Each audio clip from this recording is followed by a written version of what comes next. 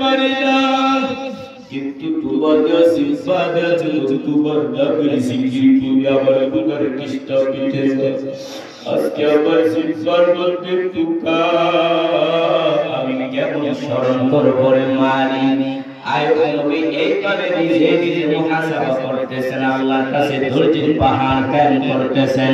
হঠাৎ করে তাকায় দেখে তার সকল বিবিরা তার সামনে দাঁড়ায় বলেন, আর আমরা আপনার ঘরে থাকবো না, আপনি আমাদেরকে তারা দিয়ে দেন।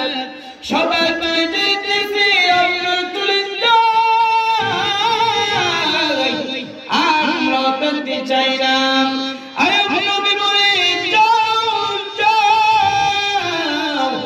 বিদায় না বিবিরা যাইতেছিলাম, তুমি কান্না করবার বালি।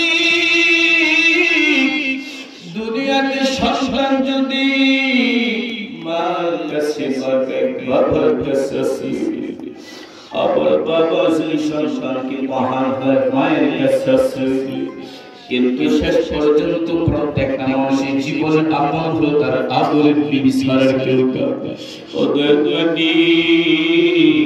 আজ আমার বিবি আমার কাছ থেকে চলে যাইতেছে, আল্লাহ আমার মনে কোনো কষ্ট নাই, তোমার কাছে অনুরোধ তুমি আমাকে ছেড়ে দিও না রে মালিক।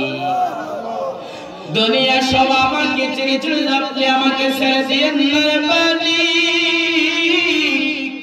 আয়ুব নবী দুনিয়া প্রেম চুপি বিপরে ফুটা গুরু গালবে বলতেছে।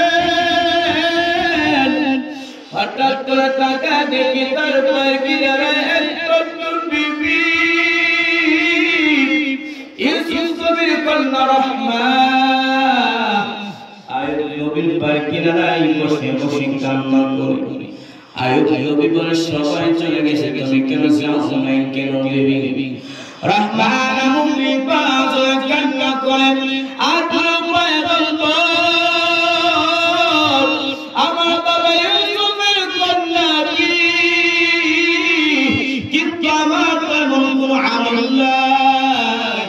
কারণ হাসরের মাঠে কেমন একটা পরিস্থিতি হবে যে সময় সূর্যে তাকে জমিনে দাঁড়ানো যায় না।